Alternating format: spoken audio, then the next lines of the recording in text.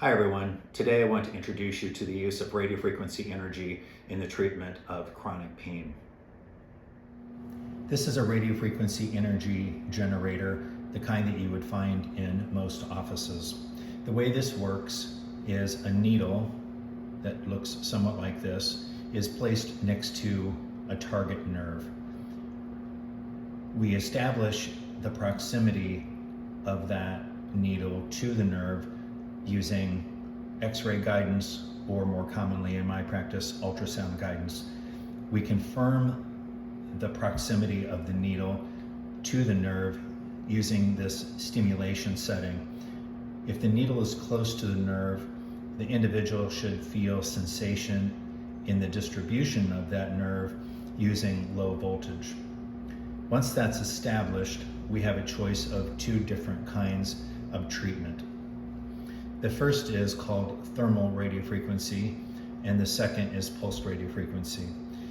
The best way to understand this difference between the two is to think of this as the popcorn setting on your microwave, where you have high energy being shot at the target on a continuous basis. And this is like when you want to defrost a steak and you have very short pulses of energy.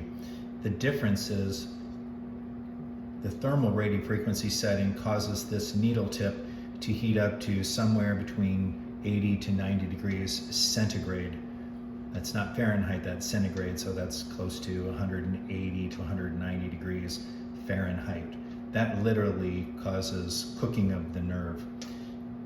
This setting, because the pulses of energy are very short, there is some heat created, but it's very minimal, and the pauses in between the pulses of energy cause the heat to dissipate with only several degree increase in temperature above body temperature. Thermal setting is used very frequently and almost exclusively to treat nerves in the spine that go to the joints when they are painful. Because it is a destructive technique, the way that we use it is fairly limited.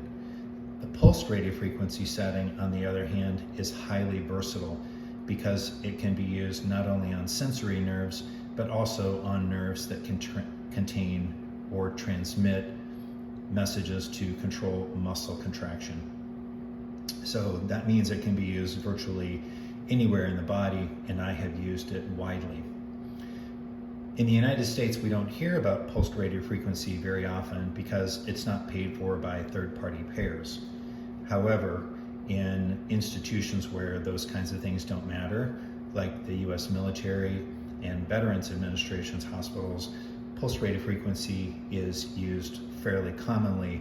And when I was on active duty, I used pulsed radiofrequency a lot to treat chronic pain, and I still do in civilian practice. I have previously used pulsed radiofrequency treatment for headaches, shoulder pain, hip pain, knee pain, plantar fasciitis, and I use it fairly extensively to treat pain in the lower abdomen and chronic pelvic pain, including pudendal neuralgia and other nerve pain types. The amount of time that pulsed radiofrequency treatments are done can be varied quite a bit. Can increase the time to whatever length we want. We can also change the voltage.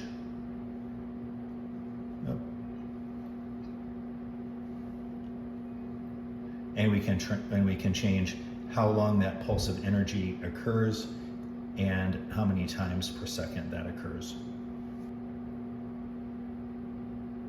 Typically during both testing and treatment using the pulsed radiofrequency setting, an individual feels only a mild sensation. It is not a painful procedure to have done.